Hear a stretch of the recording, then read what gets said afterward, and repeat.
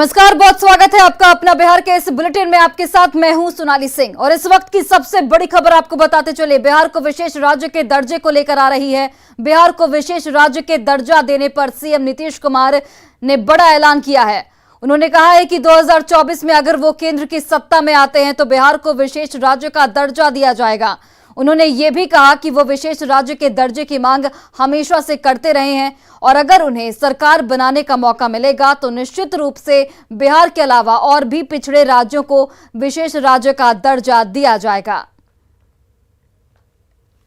अगली बार में इन लोगों की जगह पर हम लोग जो चाह रहे हैं कि ज्यादा से ज्यादा लोग एकजुट होकर के अगर लगेंगे सरकार बनाएगी तो जो सरकार बनेगी निश्चित रूप से पिछड़े राज्यों को विशेष राज्य का दर्जा क्यों नहीं देगी। हम सिर्फ बिहार की बात नहीं कर रहे हैं, कुछ अन्य पिछड़े राज्यों की भी बात कर रहे हैं जिनको मिलना चाहिए, जहां की मांग है होना चाहिए।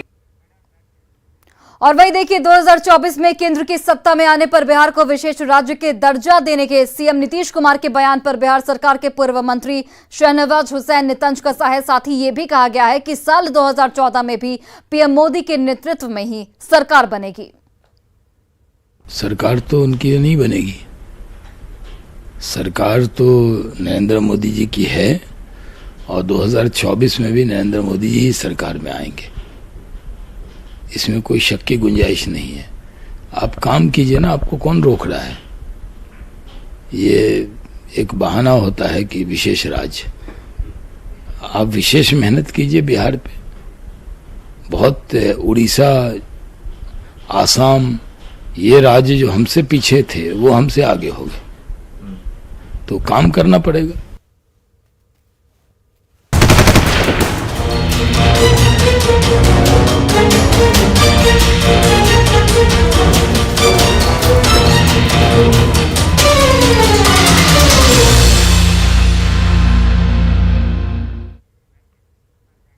और बेगूसराय शूटआउट के 48 घंटे बीत चुके हैं लेकिन पुलिस के हाथ अब तक खाली हैं। फॉरेंसिक टीम घटनास्थल पर पहुंचकर जांच कर रही है। बछवाड़ा में टीम को गोली का खोखा मिला है। अपराधियों ने अंतिम फायरिंग चौकिया के पास की है, जहां आज के हालात का जायजा लिया हमारे सहयोगी संतोष कुमार ने।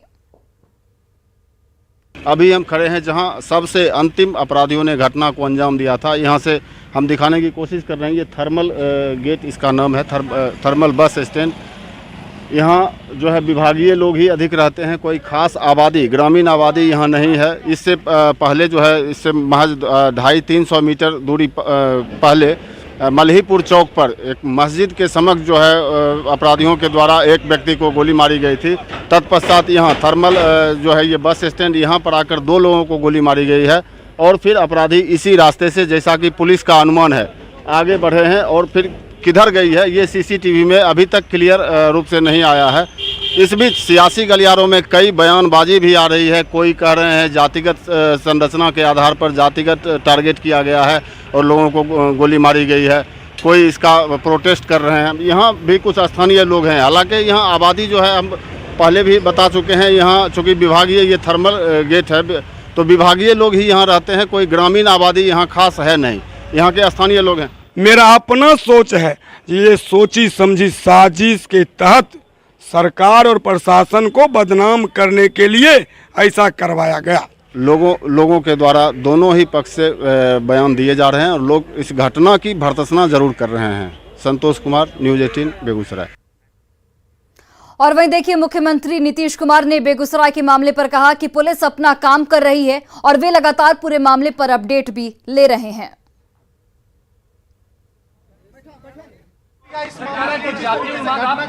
उसके बाद जातीय रंग की घटना थी और कहीं न कहीं जांच भी प्रभावित होगी। कहा तो वहाँ का आदमी जो बोल रहा था तो वही ना हमसे पूछे तो बोल दिए कि उस इलाकवा में जहाँ भी हुआ, आज जिसको मार दिया वो कौन था, लेकिन घायल हुआ है उसमें तो विभिन्न जातियों के भी लोग हैं।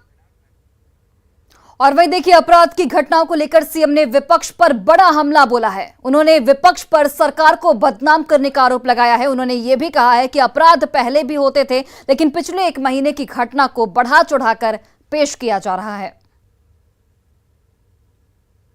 घटना का हम लोग इंतजाम करवा रहे हैं और देख रहे हैं कि कौन क्या है, कहां कहां जाते हैं, कुछ होता है तुरंत कहां कहां पहुंच रहे हैं। तो एक एक बात सोच लीजिए। आप पहले जब थे तो कहां कुछ कर रहे थे? एक महीना के अंदर आजकल क्या क्या लोग बोल रहे हैं, आप जरा बताइए तो। खत्म हो गया इस तरह से जो चल रहा है, और कितना बढ़िया से कौन चीज हो रहा है, कहां पर क्या दिक्कत हो रही है, किस तरह की कोई दिक्कत है सब लोगों को, लेकिन प्रचार प्रसार खाली उल्टा पुल्टा चलता है। और बिहार में कानून व्यवस्था को लेकर विपक्ष के आरोप पर डिप्टी सीएम तेजस्वी यादव भी जमकर भड़के हैं। तेजस्वी यादव ने भी बिहार में जनता का राज बताया है, साथ ही बीजेपी पर समाज में जहर घोलने का आरोप लगाया है। राज है उसमें कहाँ दो राय है। बीजेपी के चक्कर में काहे ला आप लोग पड़े रहते हैं। बीजेपी का मतलब ही बड़का झूठा पार्टी है, जो कहती है वो करना नहीं है उनको। समाज को तोड़ना, समाज में जहर बोना, यही काम है भाजपा का। कोई मतलब है इनका? इनको तो जनता आने वाले समय में सबक सिखाएगी। बेगूसराय गोलीकांड को लेकर पूर्व मंत्री नितिन नवीन ने सीएम नीतीश कुमार पर भी निशाना साधा है। उन्होंने सीएम के बयान को शर्मनाक बताते हुए कहा कि जैसी संगत में गए हैं उसका असर तो जरूर होगा। साजिश का आरोप पर उन्होंने कहा कि मुख्यमंत्री के पास गृह विभाग है और यदि साजिश हुई है तो उसकी जांच कराई जाए। मेरा ये मानना है कि नीतीश कुमार जी को राजनीति की दृष्टि से ये उनका सबसे शर्मनाक बयान है, और एक मुख्यमंत्री को इस तरह का बयान शोभा नहीं देता है कि जब गोलियां चल रही हैं तो वो देख के नहीं जाती कि किसके शरीर पर लगेंगी। वो आम जनता था, वो चाहे किसी भी कौम का हो, निश्चित रूप से उसकी जांच होनी चाहिए, कार्रवाई होनी चाहिए। मुख्यमंत्री जी की मुस्कुराहट दिखा रही थी कि उनको इसकी चिंता नहीं थी कि गोलियां चली हैं बिहार की आम जनता पर। उन्होंने इस पर केवल राजनीति करने का काम किया है। और पूर्व उद्योग मंत्री शहनवाज हुसैन ने कहा है कि जब से आरजेडी सत्ता में आई है तब से अपराधियों का मन बढ़ गया है, अपराधी पकड़े नहीं जा रहे हैं। अपराधियों का मन बढ़ गया है, उनका हौसला बढ़ गया है, अपराधियों के अंदर डर खत्म हो गया है। वो जब से आरजेडी हुकूमत में आई है उनको लगता है कि वो कुछ भी कर सकते हैं, तो ये बहुत दुश्वारी की बात है। और अभी तक अपराधी पकड़े नहीं जा रहे कहीं भी, चाहे वो पटना में हो या छपरा में घटना हुई, या आप देखिए बेगूसराय में हुई या भागलपुर में हुई, एक घटना नहीं है। बेगूसराय की घटना पर एक और विपक्ष सरकार पर हमलावर है तो सरकार अपराधियों को पकड़ने की बजाय साजिश की थ्योरी को दोहराने में जुटी है। वित्त मंत्री विजय चौधरी ने कहा कि घटना के पीछे कहीं ना कहीं कोई साजिश जरूर है, और यह किसी के समझने की बात है कि आखिर आप ही सोचिए कि कोई व्यक्ति या कोई अपराधी शुरू करता है एक जगह से और 30 किलोमीटर तक अलग अलग जगह पर अलग अलग लोगों को गोली मारता निकल जाता है। इसके पीछे क्या मंशा हो सकती है? भारतीय जनता पार्टी के लोग ही बता दें। बेगूसराय गोलीकांड को लेकर जेडीयू संसदीय बोर्ड के राष्ट्रीय अध्यक्ष उपेंद्र कुशवाहा ने बीजेपी पर सरकार को बदनाम करने का आरोप लगाया है। उन्होंने साजिश का आरोप लगाते हुए कहा कि पुलिस की जांच से जल्द ही मामले का खुलासा हो जाएगा। रोड पर चलते हुए ऐसे ही गोली चलाता हुआ चला गया तो कहीं से अपराध करने की दृष्टि से उस मकसद से यह घटना है, ऐसा प्रतीत प्रथम दृष्टया नहीं होता है। इसके पीछे मंशा यह भी हो सकती है कि शायद कोई ना कोई साजिश हो कि सरकार को कैसे बदनाम किया जाए, तो यह भी एक बड़ा कारण हो सकता है। लेकिन स्पष्ट रूप से कारण जब जांच के बाद रिपोर्ट आएगी तो पता चलेगा। और दोबारा जेडीयू में शामिल होने वाले बयान पर चुनावी रणनीतिकार प्रशांत किशोर ने ट्वीट किया है। उन्होंने राष्ट्र कवि रामधारी सिंह दिनकर के शब्दों को एक बार फिर से दोहराया, तेरी सहायता से जय तो मैं अनायास पा जाऊंगा, आने वाली मानवता को लेकिन क्या मुंह दिखाऊंगा। चर्चा थी कि प्रशांत किशोर फिर से जेडीयू में शामिल होने वाले हैं। इसी को लेकर जब सीएम नीतीश कुमार से पूछा गया तो उन्होंने कहा कि खुद प्रशांत किशोर से पूछिए। सीएम नीतीश के इसी सवाल का जवाब इस ट्वीट के जरिए प्रशांत किशोर ने दिया है।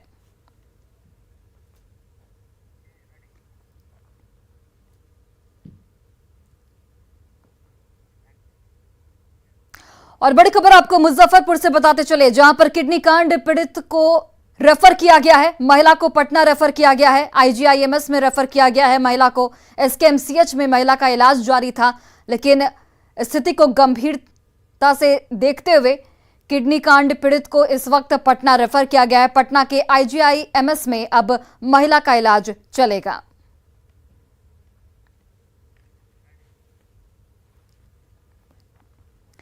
नवादा में युवक की हत्या कर दी गई है। युवक का शव धान की खेत से बरामद हुआ है। घटना गोविंदपुर थाना क्षेत्र बिशनपुर गांव की है। मृतक की पहचान संजय राजवंशी के 18 वर्षीय बेटे रोशन कुमार के तौर पर हुई है। इस वारदात के बाद से आक्रोशित लोगों ने गोविंदपुर फतेहपुर मार्ग को जाम कर दिया और प्रदर्शन करने लगे। घटना की सूचना मिलते ही मौके पर पहुंची पुलिस ने हंगामा कर रहे लोगों को समझाने की कोशिश की।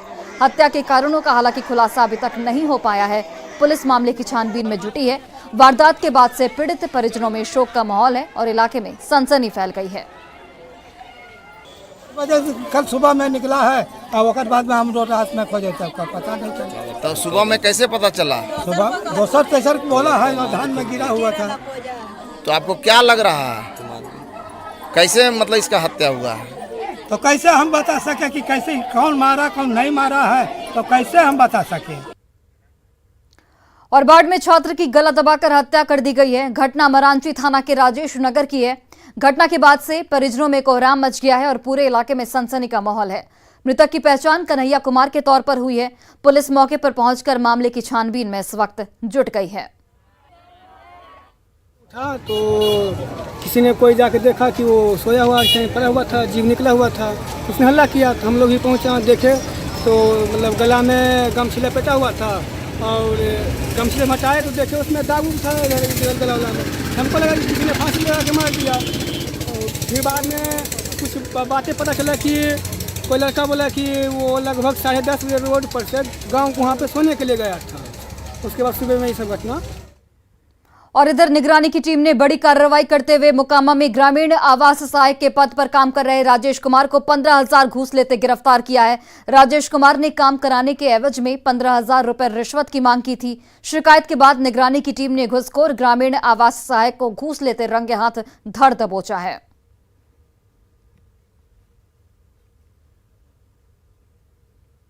सरकारी मुलाजिम है और घूस लेने में माहिर है तो सतर्क हो जाइए, क्योंकि निगरानी आपको पकड़ने के लिए तत्पर है। एक बार फिर से एक घूसखोर के खिलाफ कार्रवाई की गई है और पूरी निगरानी की टीम को आप कैमरे में देख सकते हैं। पटना के मोकामा में ये कार्यरत है और उनके खिलाफ बड़ी कार्रवाई की गई है और निश्चित तौर पर ये जो कार्रवाई हुई है उससे घूसखोर अफसरों में हड़कंप मचा हुआ है। इस वक्त जो निगरानी की टीम है उन्होंने गिरफ्तार किया है। उसके बाद इनको यहाँ से ले जाया जा रहा है। 15,000 रुपये ये घूस ले रहे थे और इसी दौरान इनको गिरफ्तार किया गया। निगरानी के पूरे सारे अधिकारी जो हैं इस वक्त यहाँ पर मौजूद हैं। हम इनसे बात कर लेते हैं कि किस तरह की ये कार्रवाई हुई है और क्या सूचना मिली थी, किस आधार पर ये ट्रैपिंग की गई है आप लोगों की तरफ से और क्या सूचना मिली? ये सुजीत कुमार है, परिवादी हैं। इन्होंने निगरानी को आवेदन दिया था कि इंदिरा आवास में जो है इनको पैसा भुगतान करने के लिए पहला किस्त हो गया था, दूसरा किस्त के लिए इससे घूस मांगा जा रहा था। ठीक है, उसी आधार पर जो है सत्यापन किया गया और सत्यापन में मामला सत्य पाया गया। तो इसको ये राजेश कुमार अभियुक्त का नाम है, जो इंदिरा आवास सहायक है, ग्रामीण आवास सहायक, पंचायत दरियापुर, प्रखंड मोकामा, जिला पटना में ये पदस्थापित है। ठीक है, और ये पटना में घूस ले रहे हैं। हाँ, तो इन्होंने जो है उनको परिवादी को सुजीत कुमार को बुलाए हुए थे जगह पे, तो वहीं पे घूस ले रहे थे, पकड़े गए रंगे हाथ 15,000 रिश्वत लेते हुए। मेरा नाम शिव कुमार शाह है, हम पुलिस उपाधीक्षक हैं निगरानी अन्वेषण ब्यूरो में। पुलिस उपाधीक्षक हैं शिव कुमार शाह जी, उनके नेतृत्व में ये कार्रवाई हुई है। तो निश्चित तौर पर एक हड़कंप की स्थिति है। जो घूसखोर और भ्रष्ट अफसर हैं उनमें एक सप्ताह में लगातार, इस महीने की ही बात कर लें, 3 दिनों में 3 घूसखोर पकड़ेगा और फिर से ये सिलसिला चालू हो गया है। घूस का नोट देख लीजिए, इसी तरीके का होता है और ये घूस के नोट के साथ ये पकड़े गए हैं। 500-500 रुपये का नोट ले रहे थे और एक मैसेज भी है लगातार, चूंकि नीतीश सरकार का जीरो टॉलरेंस पॉलिसी है करप्शन को लेकर, और ऐसे में लगातार जो एजेंसियां हैं वो कार्रवाई कर रही हैं। एक बार फिर से बड़ी कार्रवाई एक भ्रष्ट और घूसखोर अफसर के और जो कर्मचारी हैं उनके खिलाफ। संजय कुमार, न्यूज़ 18 पटना। और गोपालगंज में मद्य निषेध विभाग ने गंडक नदी के दियारा में बड़ा सर्च ऑपरेशन चलाया है। बैकुंठपुर थाना क्षेत्र के आशा खेरा में चलाए जा रहे इस अभियान में शराब की कई भट्टियों को ध्वस्त किया गया, उन्हें आग लगा दी गई। ड्रोन की मदद से शराब तस्करों के अड्डों को चिन्हित कर उत्पाद विभाग की टीम इस वक्त कार्रवाई कर रही है। उत्पाद अधीक्षक राकेश कुमार के मुताबिक हजारों लीटर और निर्मित शराब के साथ शराब की कई अवैध भट्टियां पाई गई। जिसे जवानों के द्वारा नष्ट किया जा रहा है। आज सुबह से यह अभियान शुरू किया गया जो पूरे दिन चलेगा। हालांकि अब तक किसी शराब धंधेबाज की गिरफ्तारी की सूचना नहीं मिली है।